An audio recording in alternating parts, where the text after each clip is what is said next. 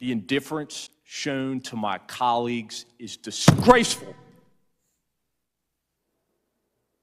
My law enforcement career prepared me to cope with some of the aspects of this experience. Being an officer, you know your life is at risk whenever you walk out the door, even if you don't expect otherwise law-abiding citizens to take up arms against you.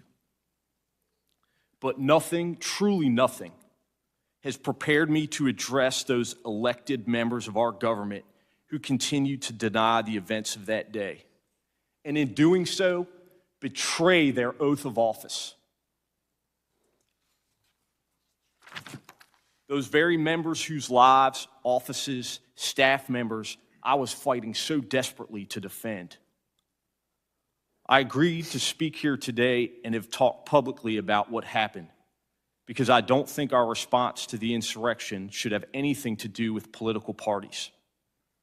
I know that what my partner Jimmy and I suited up for on January 6th didn't have anything to do with political parties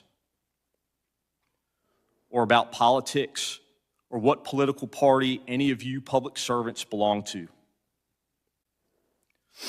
I've worked in this city for 2 decades, and I've never cared about those things, no matter who was in office.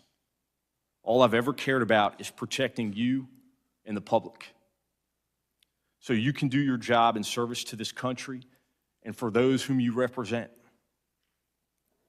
I appreciate your time and attention. I look forward to the committee's investigation, and I am hopeful with your commitment,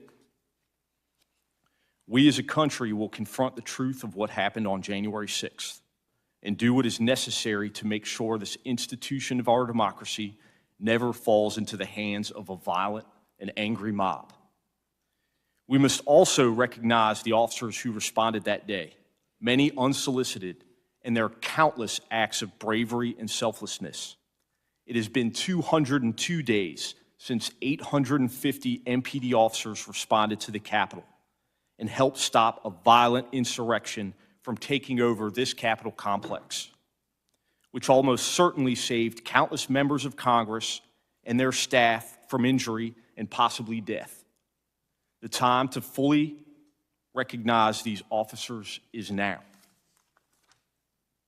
Thank you again for the opportunity to provide my testimony here today.